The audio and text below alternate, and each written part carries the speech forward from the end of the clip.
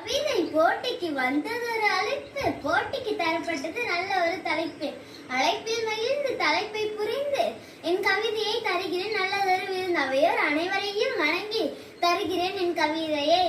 குமாரசாமி சிவகாமியின் மைந்தனே, கர்ம வீரரை காலத்திற்கும் நிற்பவரே, படிப்பு அவசியம் உணர்ந்து படிக்காத மேதையே, பாரத ரத்னா விருதும் தேடி வந்தது உன்னை தேடி.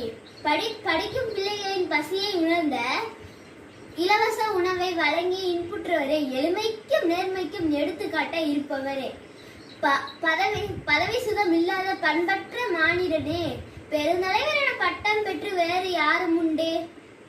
3 முறை தமிழக முதலமைச்சராக இருந்தால் கூட முழுமையான வீடு இல்லை, முழுமையான வீடாக வாழவும் இல்லை.